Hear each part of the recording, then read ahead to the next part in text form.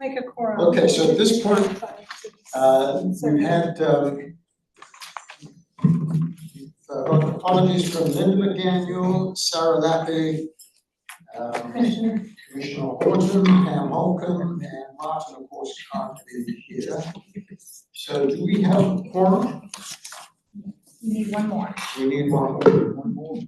We could begin our meeting if we wish and save the voting item for the meeting. Good idea. It's a good idea. Angelica, are you ready to make us live? Welcome everybody, and provisionally then we'll get started with just reviewing the minutes from the February meeting. I had a chance to look at them ahead of time. Anybody got any questions or comments about the last minutes from February 4th? Is there anybody online joining us by Zoom? No. No one is online via Zoom. We do have a connected caller who's listening through our live stream platform. I know that's kind of confusing, but it just means there's an at-home viewer who's not a board member. And it might mean that later they want to elect to do public comment, but they'll connect. I'll let you know if that's the case. Do we know who that person is? We do not. Oh, okay. All right. Local area code. Yes, good, okay. So, do we have any comments on the minutes? Motion to? We can't. Oh, we can't do that. Okay. In that case, we should move on to old business, of which there is apparently none. Right? This is an easy job. Yeah. I mean, it is strange just after such a long hiatus. I was just talking to Marsha on the way over here. You know, despite all of staff's efforts to keep us, in a very helpful way, keep us really apprised of developments, it's really very aware of this gap and how it has thrown the system for putting out grants and reviewing grants into into uncertainty, and there's a lot to learn and sort of picking up the pieces at this point. So no old business, new business is of course talking about the funding for 2026, and I think that there's good news. Rachel? Yes, so it's interesting to read back over the minutes from February and remind ourselves where we were, which was reminding ourselves where we were the prior fall after a previous hiatus. So allow me to recap just for our sake to sort of get us grounded on the same page. Very helpful, yeah. Typically, we're not in typical circumstances. Typically, we're on this annual cycle where our fall is doing site visits and prepping for the next funding cycle, which happens through winter and into the spring, with the new fiscal year starting July 1 with a set of new awards. We did not meet or conduct business last fall, weeks and months following Tropical Storm Helene, but we reconvened in February, on February 4th, and said, all right, things are quite uncertain in terms of budget. There's a lot we don't know. We have some potential scenarios in front of us. If we have money, we won't know for sure if it's going to be the same amount, if it would experience that 2% growth that we typically get year over year, or would there be a drastic reduction based on the unprecedented budget scenario. So the committees left that meeting saying that their preference, and I was looking actually for the wording, how it might have been captured in a way, but the consensus was that we would, it says, hold off on moving forward with the application process until county management has a better understanding of budgetary needs and priorities.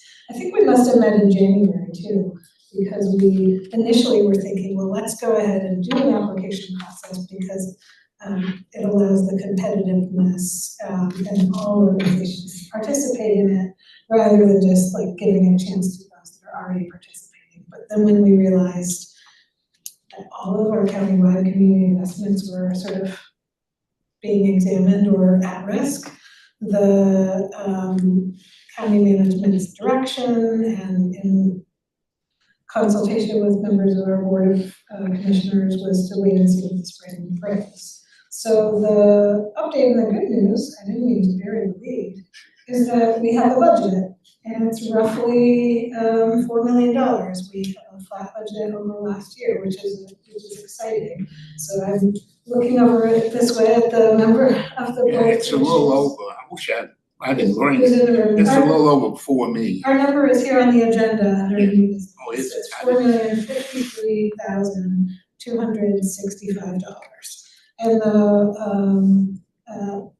is it correct that was the flat number from last year? No, the 3.974 is the flat number, and then the 7.8 Plus carry the forward. carryover. Perfect. Yeah. So the essentially we didn't get a 2% growth on our allocation from prior year, but we were able to add a little bit from the any unawarded amounts or Spent, we don't typically leave unawarded, but there are sometimes unspent yes. that get recouped. So we find ourselves 6 months later and in the same position Yeah. of saying, what as a committee is this group interested in doing in terms of proceeding? Unless we have one of our members that we haven't heard from popping on, I'm looking for any that might be in that missing, maybe it's only Emily, then we won't have the ability to do any voting. Diana, Emily and Diana. We'll cross our fingers for them. We wouldn't be able to do any voting, but we can certainly have conversation. I wanted to draw your attention to some information that we provided in the packet. Angela sent it out earlier today. It's a list of what we funded as an early childhood fund for the current year, for fiscal year 25. And those of you who are following along, we have some printed out copies on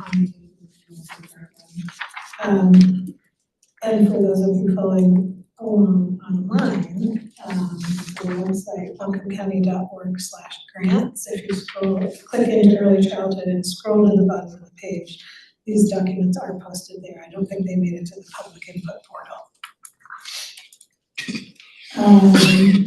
Okay. One thing that's new about this list that you might not have seen before is something that staff did to the funding list by dividing the grants into two sections, one being operational, if you will, and one being system support. The idea here really came to me after a conversation with Buncombe Partnership for Children about the other handout, which we'll look at in a minute. There are some additional funds that have come into the early care and education system that were Helene related. However, nearly all have been restricted for certain uses, like repairing things that had been lost during the storm, or adding certain types of support services for kids and families, but not general operating or unrestricted. So I looked at, on this list, which of our projects go into a center that's operating a child care center or early learning program, when someone with a project has lots associated that is spending their money on operational costs. Even though we do it as projects, they're able to use this for salaries, for rent, for supplies. And so you've got AV Tech, that actually may be more of the system. I think that was me missing a checkbox, that was just a trick. You have community action opportunities, operating classrooms, Irene Wortham Center. O'Donnell does Collins Early Learning Center, Christine Avery, Verner, and YWCA. So that's 6 organizations with a handful of additional projects. If we moved AB Tech's number down, because that was a mistake I made this sheet today, and actually counted it, and might be able to do the math separately. Oh, yay, welcome Emily. Hi all, I'm sorry I cannot join in person. I took the afternoon off as today was my kids' last school day. So thank you for letting me join remotely. We're glad you are here. Welcome. We needed you. Okay? Yes, you, Yes. you are our 8th member. We needed you for the quorum. Nice. Well, I'm glad I could make that happen for you. So Adrian is standing in as vice chair facilitating the meeting, and he'll circle us back onto a voting item, which was our minutes. But what I'm going through is the list currently of the FY25 awards. If we move that 120,000 from AB Tech down and join it with its others that are more similar, system support. Buncombe County Schools is a little unique because they have some slots, are not full day, full year, but some slots as well as workforce. So that kind of, that early learning labs kind of could have gone either way, but I bucketed it in with the system support. There's a workforce development program operated by Buncombe Partnership for Children. There's the NC Pre-K capacity program. Their support for professional systems development, and finally the Sunshine Project. This new percentage split leaves us not at 64-36, but if you'll wait for it, we'll give it to you in a minute. Part of splitting it this way was we were anticipating, what if we have the news to deliver to the committee? You don't have your same allocation to work with, you have some portion less. Like, what if we had half as much to work with? What if we had a third or 2/3?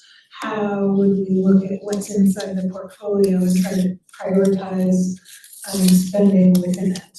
6139. So the split is 6139 based on the majority of our funding going into organizations that operate classrooms that serve kids and are using those for operational costs through their projects versus 39% that are providing some kind of service that benefits across the whole system. So that is mostly presented to you as information to help inform where a discussion might go. Any clarification questions before I switch to the next? Yeah, but Jennifer joined, I don't know what it's. Can you share if any of these project names originally in their application checked the multi-year funding box?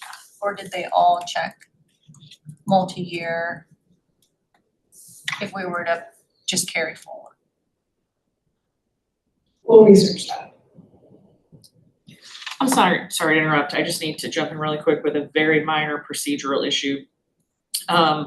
Because you have a person who is appearing remotely, section 6 of your bylaws indicate that in order for this person to appear remotely, there must be general consent of the members present.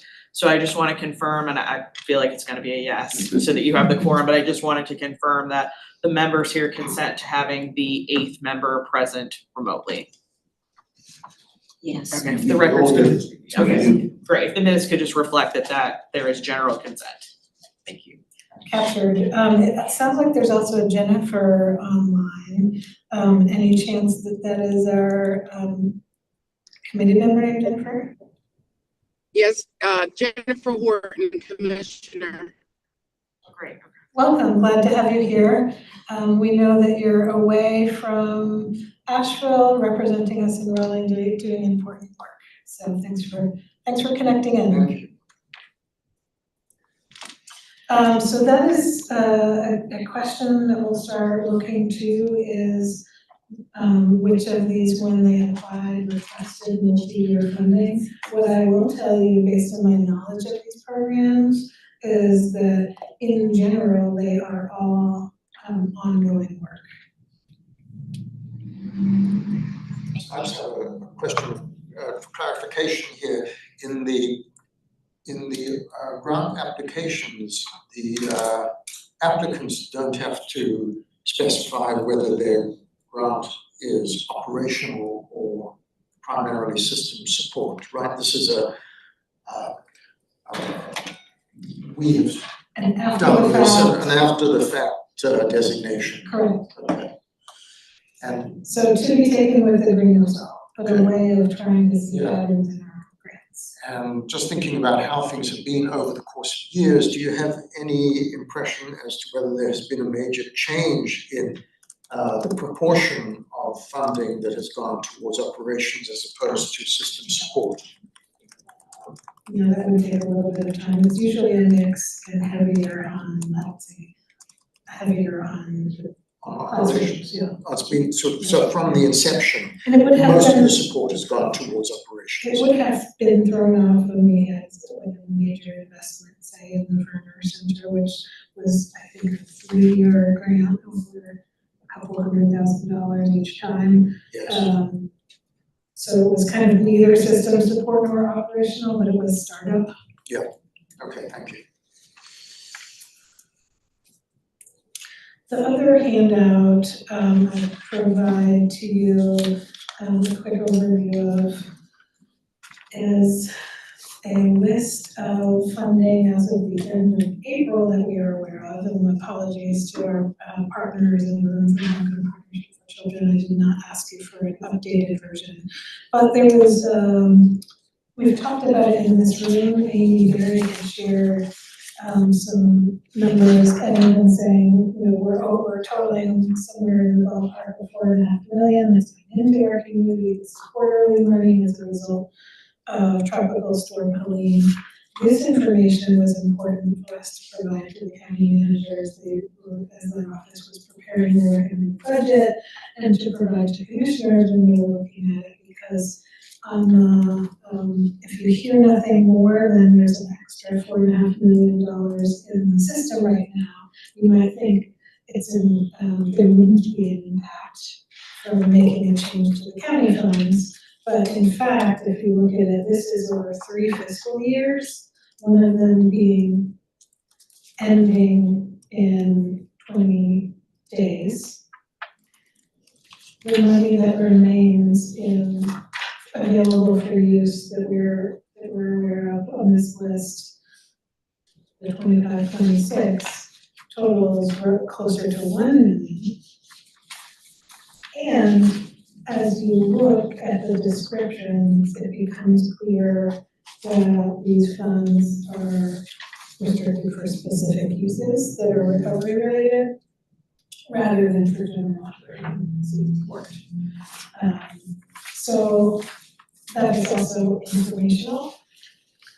And our question back to the committee is, learn what we know now.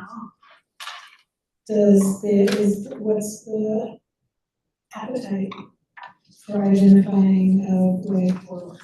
We have $4,053 $265 that is available to allocate in the FY26 fiscal year. Given the use, if it's desired, of the fund balance.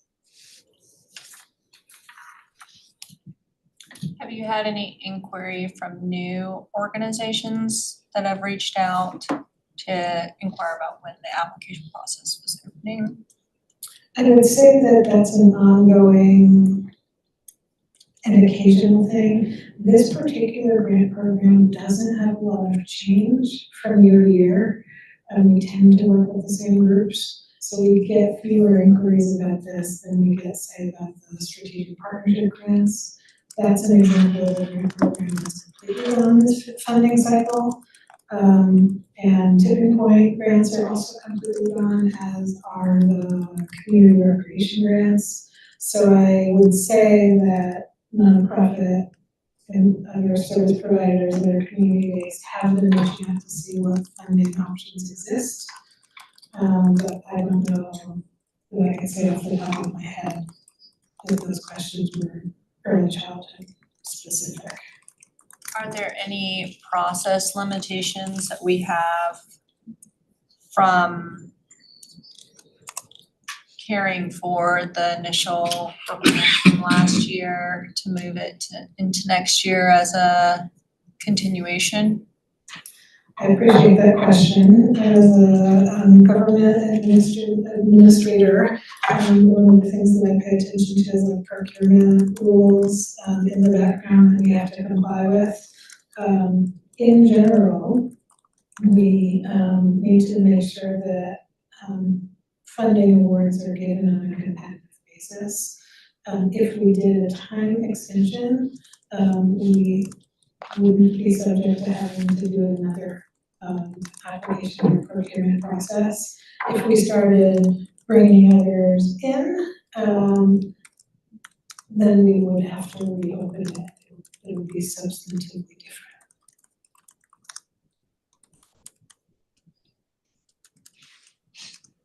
And if possible, I think we said before, whatever is the desire of the committee, we can make happen. We could do a concentrated, or we could do a concentrated application process that is shorter. What it wouldn't do, if you're thinking of options, would be to give a full 12 months of funding to the organizations to spend. So I would not be able to speak to how each of these groups spend their money over the course of the 12 months. Some things are seasonal and it kind of depends on their other grants. Maybe they've got heavier cash flow or lighter cash flow in other months. But generally this chunk of grants and even the system support ones have personnel that get paid every couple of weeks. So I would say that there are operational costs to deliver these programs too. A condensed application process would give us the benefit of seeing what else is out there and seeing what's relevant now, given the current state for these or other providers in the area. And the trade-off would be they may have 8 or 9 months worth of period of performance rather than 12. Am I right in thinking that we have several different options? You know, one is to consider an advanced, a condensed application process that would perhaps just cover funding for 8 or 9 months. Another would be to consider an extended sort of funding period of perhaps around 18 months in order to get us back onto schedule, onto the previous schedule. And then a third might be to just shift the schedule of the funding, in other words, maintain a 12-month cycle, but at this point just sort of adopt a new schedule based on where we are currently. Well, we exist in a multi-year fund, but we are infusion and our award as of July 1. So we're sort of tied to So the we're tied to fiscal year. that, yeah. I like where you're going with that. So you described one option being do a application process and then delay the awards this time until, say, the fall. Yeah. And it would be less than a year. Option B was To consider a longer grant process, so. we could also do an option where a continuation could be any amount of time. It could be a 12-month continuation then we get back on schedule in December, opening the grants that we do in February, and we decide next spring where we want to go. So I don't know that 18 months would land us in the right place. Or shift the schedule, which is interesting, but I don't know because of our fiscal year infusion. Yes. If mathematically, actual-wise, we can make it work. Yeah. So I think that the committee would find it helpful to just have a clear understanding of the different, of the, perhaps the two options then that would make the most sense, consider the strengths and weaknesses of both of those.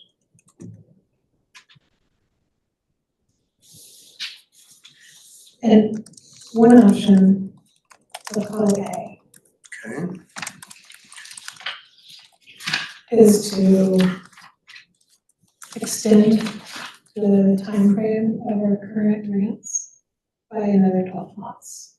That carries us through June 30, 2026 with these organizations and these projects. If we were to pursue option and can I just clarify, so they were previously to have wrapped up their spending by June 30th. January, June or 30th. June 30th? So if we went forward with option A, we would be reaching out before the end of their period of performance by saying, instead of ending in the end of this month, we would invite you to have an automatic move one more cycle for another year and invite you to provide us your scope of work and budget for, and measures and all the stuff you would carry out with this extension through June 30, 2026. If we were to pursue option A, we could pick back up with our site visits in the fall. Yeah. We could reopen the application in December, as we usually do. Collect applications by February, make awards in the spring for when this 12-month period ends. Yes. Option B, which was this committee's first inclination, when we said if you had the same amount of money to work with, would you want to just work with the same partners? And the answer was we would, I forget who suggested it and what the word exactly was, but I'm thinking it was in January. We would want others in the community to have a shot at this. And then it was discussed a little bit, consensus in the group. So option B would be to use our award amount, our available funds, open up for applications for the 4 million-ish on a condensed application. Let them know, hey, we've got a certain number of week turnaround on this. If you'd like to consider, we would try to figure out how to make it easy so they can resubmit a last year application maybe, or submit changes. We could brainstorm about how to keep it easy in order to make it quick. Then the committee members would score, come together, go through an application process. It would need to take less time, be a little bit on a sprint. So instead of with the applications, we might say, here's a couple of few weeks, et cetera. And then try to get the awards to grantees by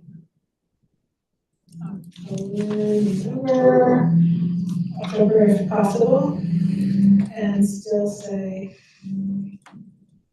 here's your grant through June 30.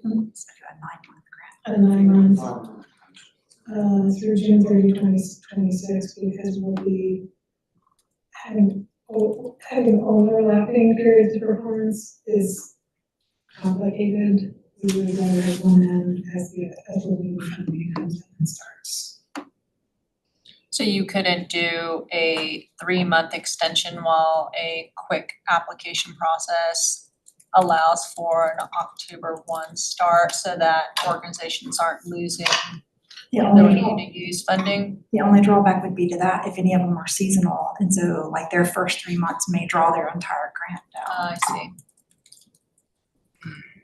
Yeah, we could.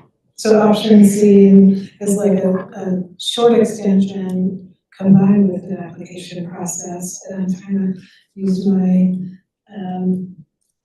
analytical thinking about what the pros and cons of that would be. Keeps them stable. And something that a complaint we hear sometimes about our grants being a one-year grant is it's really hard to manage staff. Like if they don't have the certainty or adopt budgets just a little bit, but everything's a trade-off.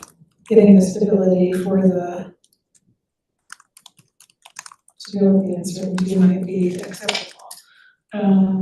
If we did that, Carol, we would probably say, let's divide out how much is, let's set a quarter of the funds aside for the 3-month extension, knowing that it's not always spread out exactly, spending equal every month. And then the application amount would be roughly 3/4. One other, I don't know where I'm headed with this, but the leftover money, the 78,000, that can be used, can it be used before? Does it need to be lumped in with the 2026, or could it be used alternatively to the existing? It's available for use. We by chance went with option B and there was a gap period, just a question mark, not a clear idea.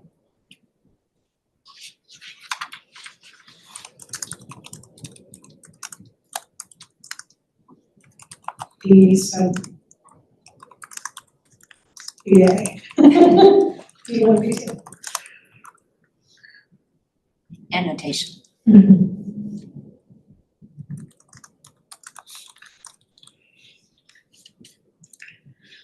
So just question for clarification, with option A, are there grantees who were anticipating funding to just last 1 year, who will have essentially completed whatever they set out to do in their projects, and so putting them into a situation of inviting them to continue for those additional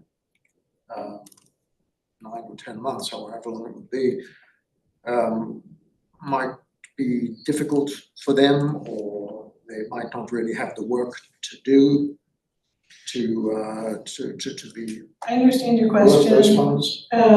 Is there work in here that's more one time than Yes. it is ongoing by nature? And most, if not all of it is ongoing by nature, but we sort of force them to name projects with a beginning and an end because that allows us to quantify what's being accomplished with the grant. There is a caveat with community action opportunities.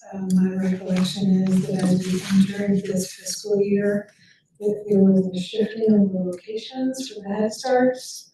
And so we worked with them to look at their total awarded and which sites needed most. And I don't think that today's funding breaks out by site with the dollar amount that I see. But we were staying in touch with this group and looking for that flexibility. So there's been some shifts, but again, it's ongoing work. Yes. So there would be no particular disadvantage of option A with regard to those grantees not really having worthwhile use to be made of those continuing funds. We could, as an option A, if we were looking for a variation of option A, go through their budgets and look for one-time expenditures. I see one organization that had some program enhancements So if they were purchasing supplies or something that was like one time, not an ongoing operational cost, we could potentially reduce their award by. And another permutation of that is to say, hello, awardee, this was your amount last year, these were your goals, we invite you to continue your project, please contact us back with a scope and a budget that matches this award amount, and then we certainly know what financial needs, Yes. whether or not they exactly match last year's. These are organizations that, because of the nature of the work, they're running either tight margins or deficits anyway, Yes. and having to fundraise and scrounge to fill them. So I don't see surplus being a problem. Yes. So there are other questions or comments from other committee members about these different options? I feel like we're operating in a vacuum in that we really don't know we know there's a need, but we don't know the level of the need for, for a given period of time in order to allow, an application process to take place.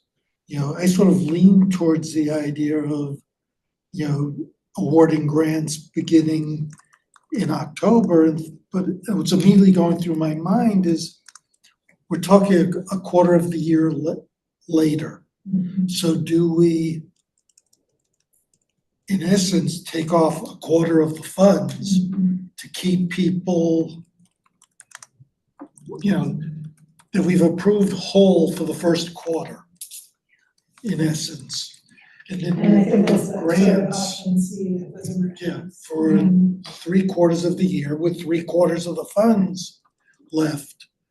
But again, not knowing the needs, of the providers for those next 3 months makes it difficult to sort through. What would that look like then? And so I do feel like we're in a vacuum of sorts. It occurs to me,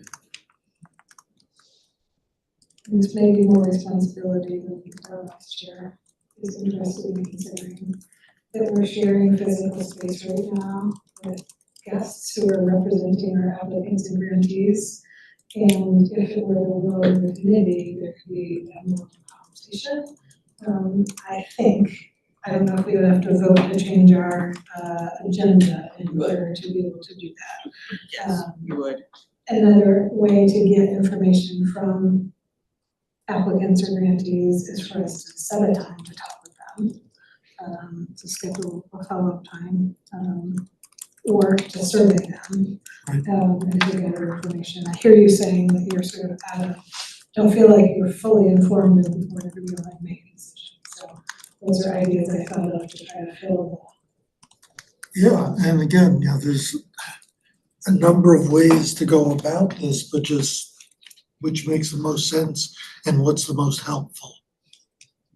I wanna add on to what Mark was saying, because that's where my brain was going in terms of like that option B and trying to fill a 3-month gap with 78,000 isn't gonna do it. But also feeling like we don't have enough information from our community stakeholders, and being in the position of making decisions around this doesn't feel very good without more information based on, and it does require our agencies that received grants to be transparent with us about needs so that we can better understand, which option to choose.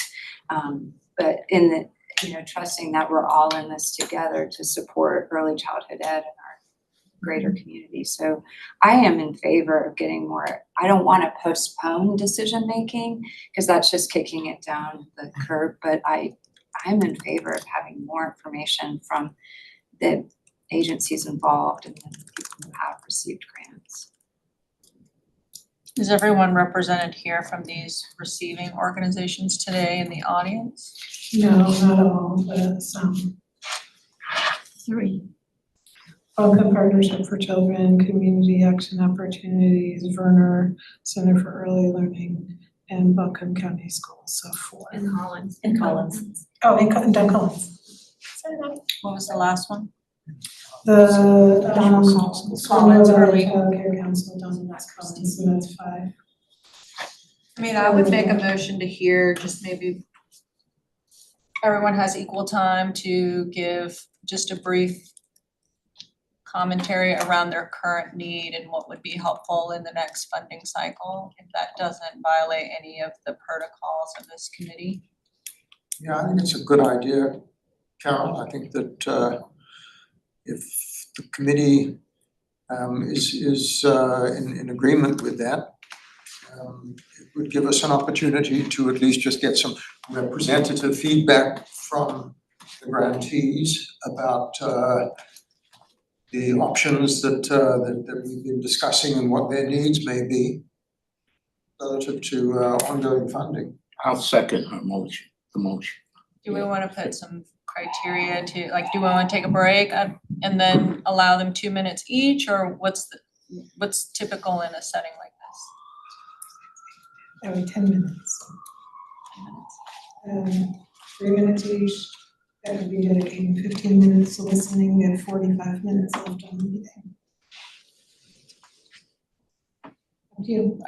Yes, let's take a vote on that then. Up to? For equity, maybe we could propose that anyone not present or that needs more time, we could get feedback in written form to the Okay. committee. Or they would still be allowed to Still be- provide feedback. Right.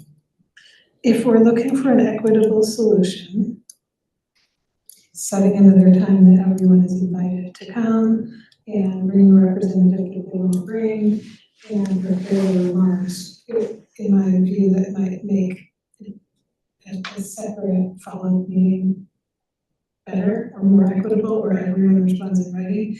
If it's for a taking the opportunity of being together already and hearing from voices that are already here, there's no harm in that, but I don't think that having some do a follow-up answer and some here get their equity. But wouldn't this give us a sampling from the ones that are here? Emily or Commissioner Horton? Any thoughts? I couldn't agree more. Allowing the grantees to provide some context definitely would help in the decision-making process.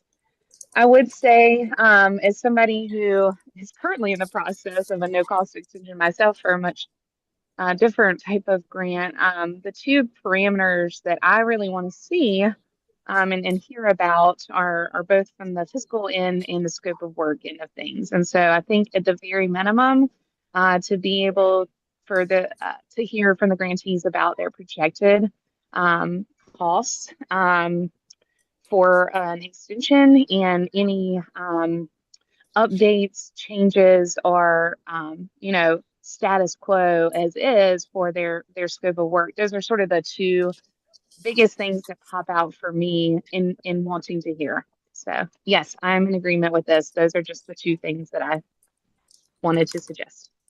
Thank you.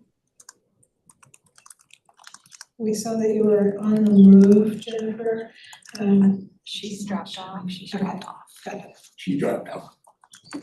She was multitasking. She was multitasking.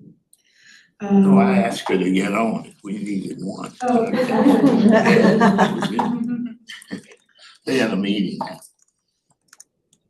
So, just to continue the discussion, I think that even getting at this time, since we are all together, just some informal feedback from those of you who are here and keeping your comments about how you see your program's needs relative to this question of what to do to adjust the timing of the grant cycle. I would, we've got a motion, second. We don't, I think, need to be too concerned about, time limits or equity, but it would be just helpful informally to get some feedback from you, from your perspective.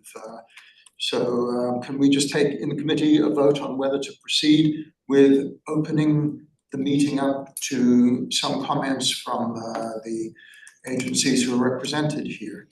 All those in favor of doing so? Good. I think that we can go ahead then. Will Who this would- information be used as part of your decision-making process? Because if that's the case, all grantee applicants will need to be given equal time to make a presentation at some point. So we can call this. This is not, I'm sorry, but this is not really to do with the decisions about what programs to fund. It's really just to help inform the committee about the choice that we make going forward about the schedule that we're going to follow. Okay. So as the writer to that, the invitation to the grantees would be less about talking about your specific budget and your specific scope. Staff can work with you later to get that as needed, but more remarks about the current state of early care and education from where you're seeing it, and as you listen to this committee's conversation about process options, what information you might have to share. Yes. So who would like to begin and just introduce yourself and your agency? Do we have a time limit? 3 or 2? Okay, just checking. Thank you for letting us share today. I'm Caroline Rodeo with Boca Partnership for Children. We have 3 current grants with the fund. I just wanted to say I'm hopeful that this committee will find a good solution. I think 3 months worth of an extension contract would be very helpful for current grantees. Whichever way you decide to go, having a application process and then funding for another 9 months, that's fine. I do think all childcare right now, every childcare organization is really stretched to its max.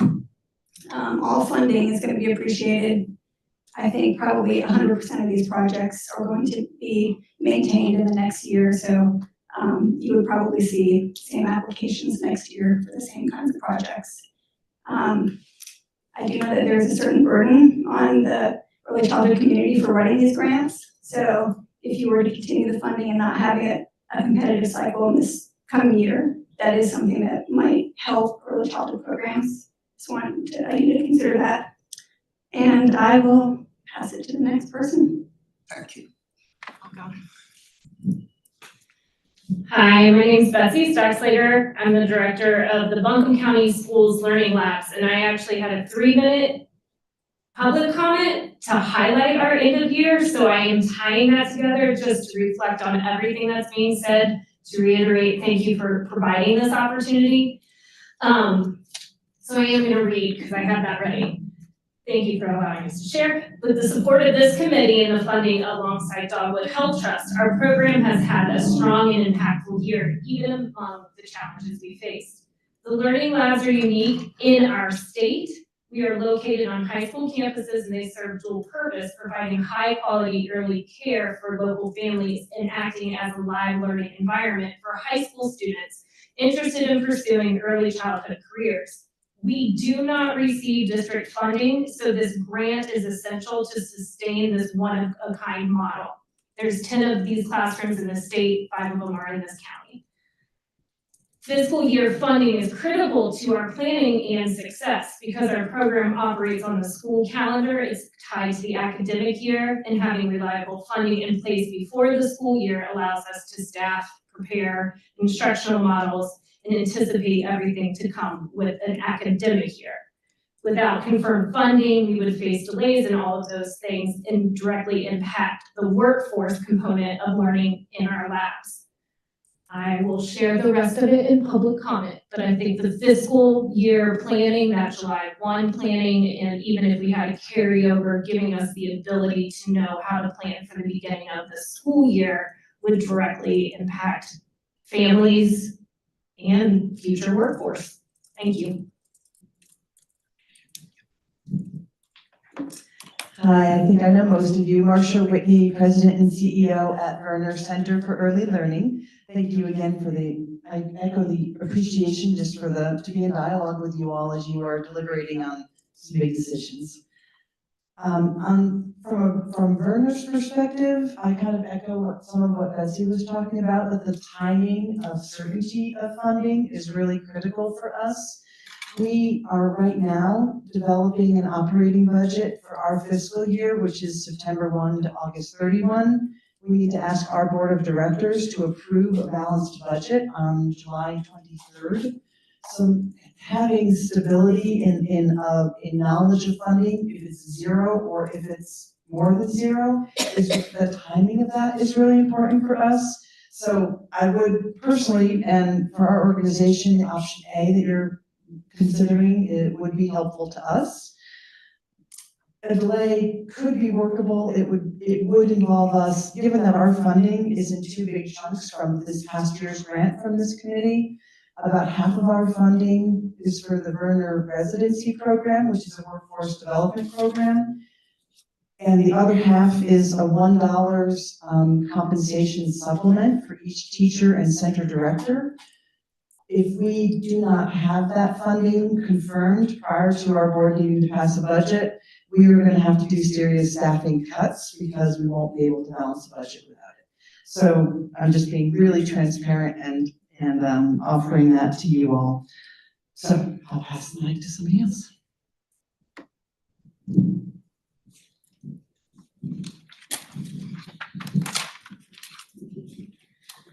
Hi, everybody. I'm Mary Arnold. I'm the Program Operations Manager with Community Action Opportunities, and I'm gonna say echo to a lot of the comments of my colleagues here.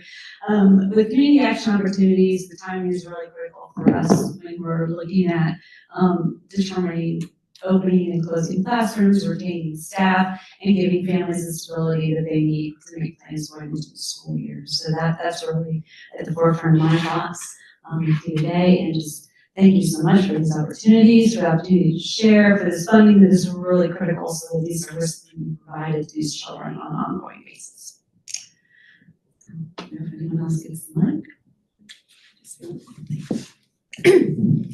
Hi there, my name's Deanna Lott. I work with Caroline at Buncombe Partnership for Children. Sorry for double dipping for a second, but I did just want to add to what Caroline said and what everybody has said about the timing. With the NC Pre-K capacity project that we've been working on, one of the things that we've been telling our NC Pre-K providers since January is not to rely, we don't know if this money is going to be here. We don't know to what extent there might be local supplement to NC Pre-K classrooms operations like there has been for the last 3 years, 1 year with this money, 2 years before with ARPA. And with those messages that they've been getting since January, we have lost already one NC Pre-K provider. This was not the only reason, I think, that provider has pulled out of the program this year, but it was a main reason. So the unknown around funding is, I would not be surprised potentially if there is maybe another NC Pre-K program that pulls out because they don't know what they're going to be able to pay their teachers, and they can't tell their teachers now what they're going to make 2 months from now, and teachers will leave and find a program where they know what they're going to make. So the timing is really important. Hi, my name is Moni Wright. I'm the Nautilus Collins Early Learning Center. And I do think that the timing and certainty of our funding is critical. We are also an NC Pre-K site, so it is very important for us to know what we're going to be able to tell our teachers. So I do think maybe an option A where we know what to expect would be helpful. Thank you.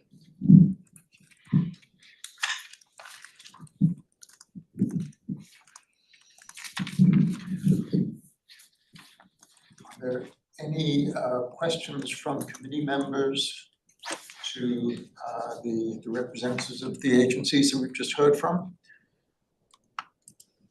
If not, what would you suggest is next for the committee? I guess I'd like a review of option A. What What exactly are we talking about? I'll recap what I remember saying before, but I didn't. Option A is to extend current awards for organization, project, and amount for an additional 12 months, ending June 30, 2026. To carry that out, staff would contact the organizations and ask them to provide some of that information that Emily was mentioning in her comment about financials and budget, the scope of work of the activities that they would do, as well as proposed reporting measures, and essentially what we would be doing is negotiating the extension, the terms of the extension under option A. There was a moment where we were thinking option A might have a subversion, which is renew only the ongoing cap costs and hold back anything that was one time from last year. So if we purchased a one-time upgrade or a fit, that wouldn't be part of that, would be backed out of there. So we'll cover that. Yeah, so option A would require then at the individual program or applicant level, some dialogue about the deliverables, about what work remains to be done. Yeah. But that would be giving opportunities for those one-time participants to then change what their operation costs might be to something that applies now. Yeah, as long as, stay within procurement guidelines, the overall objectives of the project would be to remain the same. But sort of those line item adjustments are totally normal in terms of contract amendments over the course of time.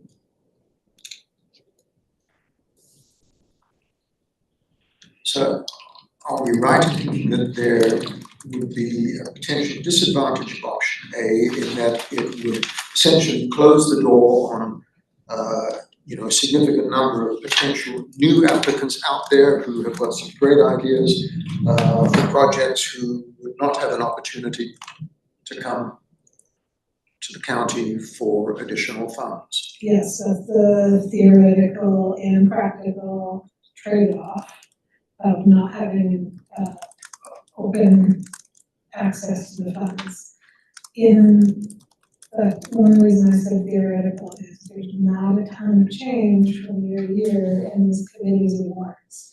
Even when we said, let's prioritize workforce next year, and that's going to be our #1 topic, we saw pretty much the same organizations coming in with pretty much the same proposals and emphasizing the workforce aspects of the work.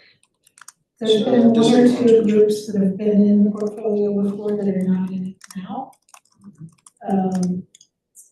Probably the median award amount is bigger because of that large presence of the NC3K award, the 700,000 plus board.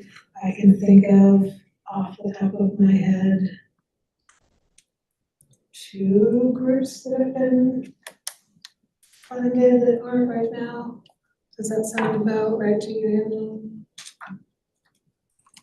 I hate to ask for anyone to think off the top of their head. However, in general, I can say that it's true. There's not much difference from year to year, not much churn in the portfolio like we see in other grants that cap the number of years you can get a grant. Rachel, I guess given what you're saying, I tend to be leaning towards keeping it simple. And by that I mean, to allocate, to flat allocate what we, did last year, continue, do it for this next fiscal year, knowing that there's the urgency on the part of the providers to have some sense of what money's coming forward. And as you said, you know, historically, we get very, very few new applicants. And each year they tend to be, the ones we do get tend to be similar, very similar in nature.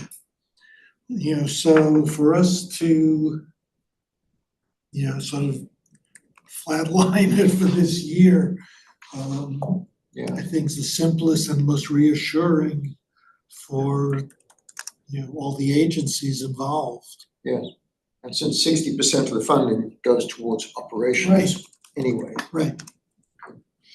Well, and I some think what sense. we talked about last time was that these applications came in prior to the storm, and so what this committee didn't have the voice in the room was which organizations developed a greater need post-Helene that would have made application during this cycle. So I don't want to lose sight of that. I'll use Rachel's words of theoretical need that developed post-storm, but in hearing what these large organizations are indicating is that long-term funding for the full cycle year now would make a great impact. And so by not funding them, I think the challenge would be that we're creating instability in the system that's already unstable with their funding. And so I would be in support of making a motion to continue the funding from prior years, but also recognizing in the process of doing that, I would want to make sure staff are able to get feedback of potential unused funding so that that could be reallocated in a separate application cycle. That might be a quick grant or something that, even though they're small funds like we do with our other funding that's left over, that at some point throughout the next 12 months, we still be able to reallocate and create a process for that. But in the short term, I think there will be a lot of organizations that would be harmed and children that would be harmed by us not giving a long-term look at access to that funding so that they can plan. And I think if we're talking about workforce, there are individuals that need that reassurance from a employment perspective to be able to say, I want to stay with this organization because they have a full year's funding versus that it might change for them in the middle of a school year. So that would be my motion on the table, is to move forward with option A, given what we've heard. Thank you, Carol, yeah.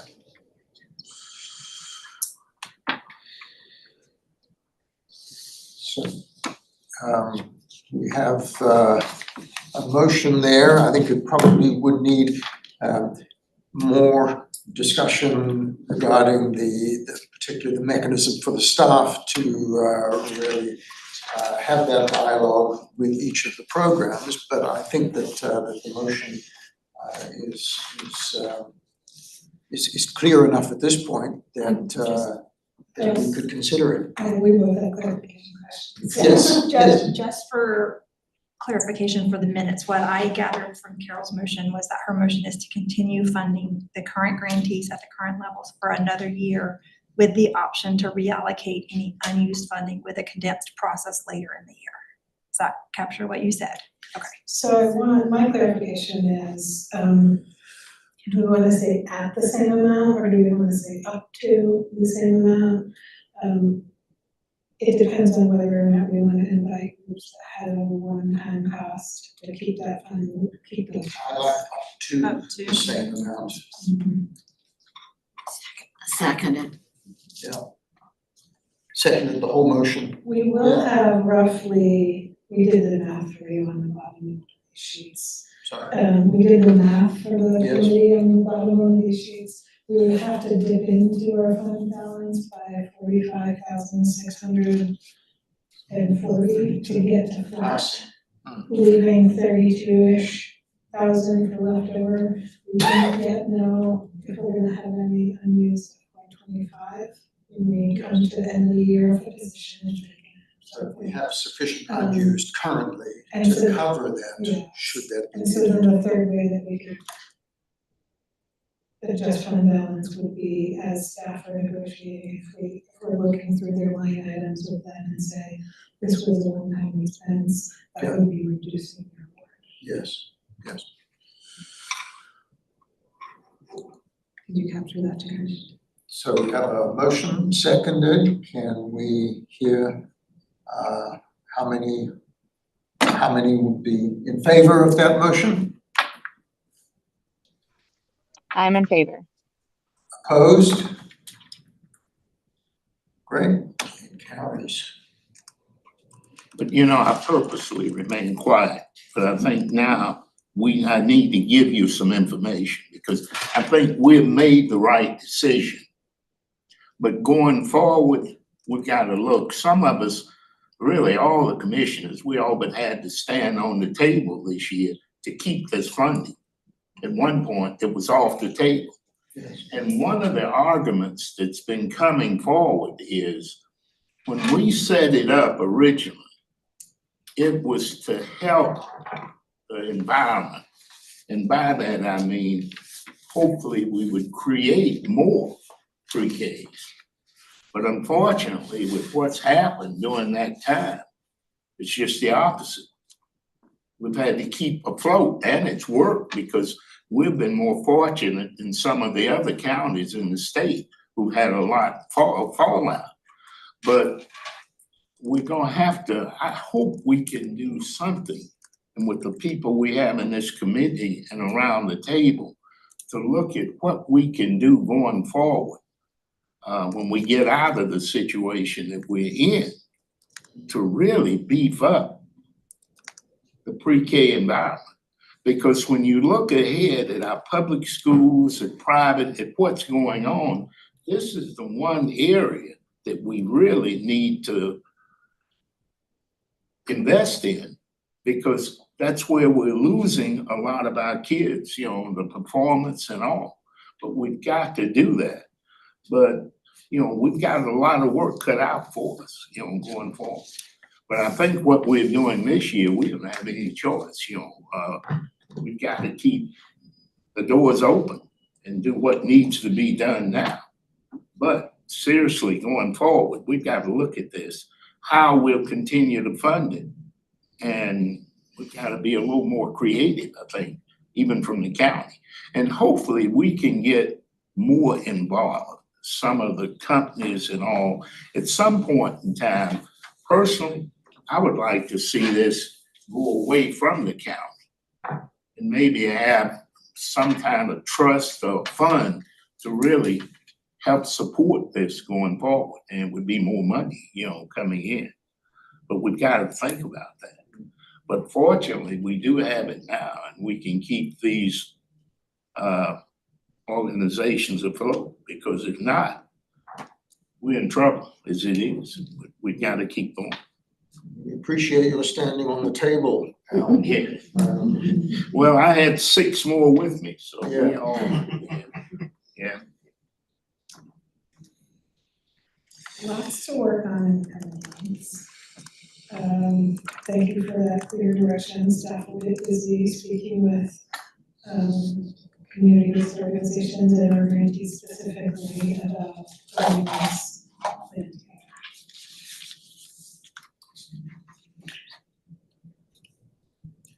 So, Let's go back here. oh, approve the minutes. Yes, we need to go back and now we have a quorum, we can approve the minutes from February 4th. So moved. Second. All in favor, say aye. Aye. Great. And so next on the agenda, we have announcements. We did put this on the community agenda, and so I'm slowing it into announcements, but we do have June 30 terms that are ending. 6 of our committee members have a term ending June 30. 4 are eligible to renew. Diana, Heather, Maya, and Pam. So we will come to those folks that are on that list and invite you to re-up, so that commissioners can reappoint you for another term with that if you're able and interested in doing that. two of our committee members, one who's not here today, and Senator Bryce Linda McDaniel, and one who is here today, Mark Taft, who has served a good long time, have hit the maximum term limit, and are not eligible to renew. So the announcement is, if you're on the renew list, wait for us to come have a conversation with you. If you are not, well, I guess everyone will have vacancies, and so we would like you to spread the word when we send you the vacancy announcement, so you can share with other potential members. And for Mark, we'd like to celebrate you and thank you for all of your contributions to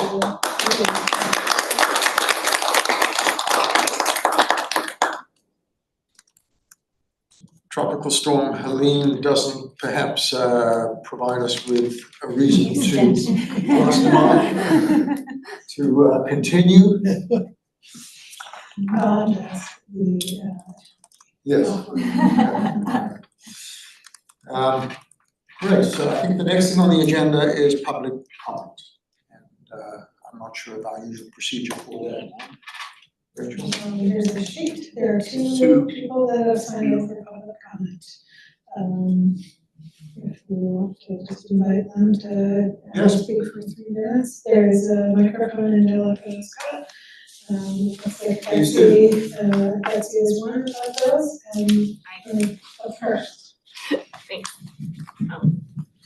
Try my best to keep it to 3. So again, I said I wanted to highlight some successes of the year. So just a reminder, for context, there are 10 learning labs across the state of North Carolina, and 5 of them are in Buncombe County.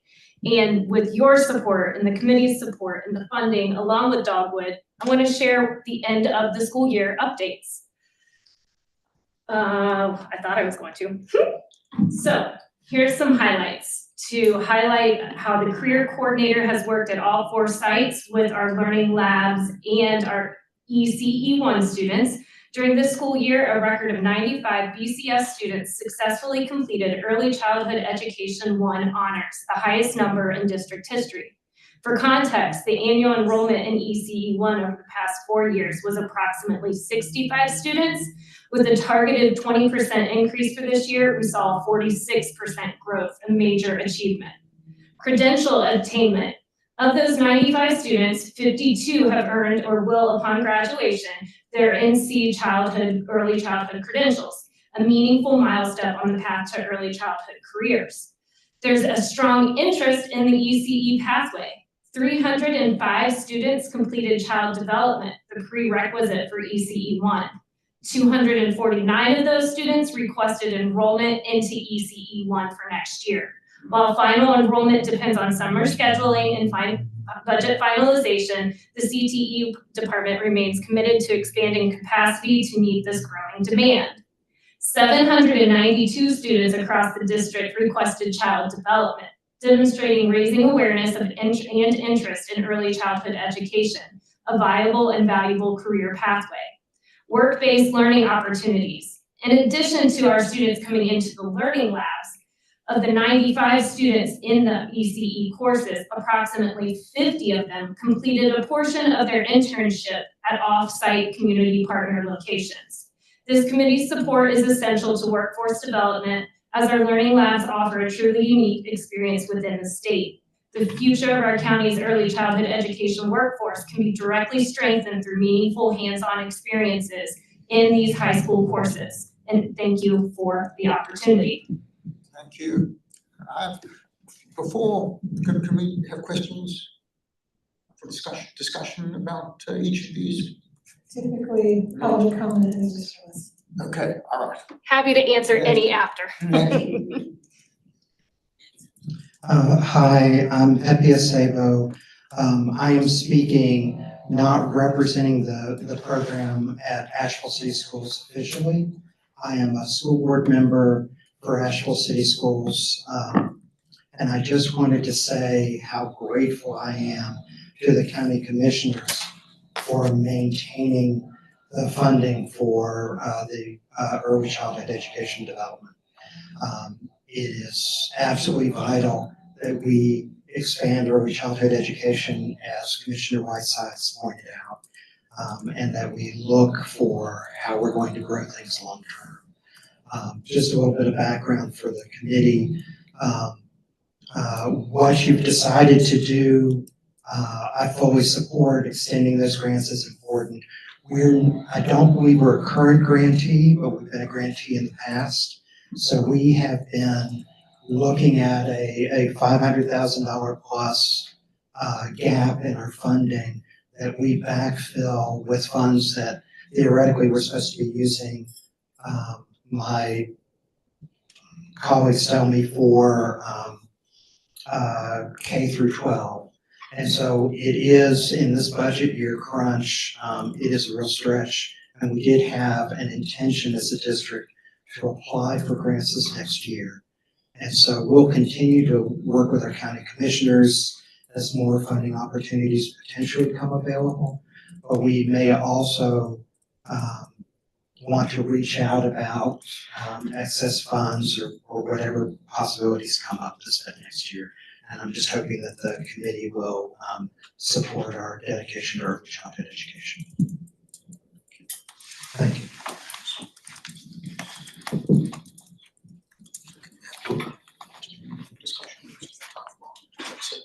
Yeah, I mean, that's what we should have something on the agenda for next month, if there's interest.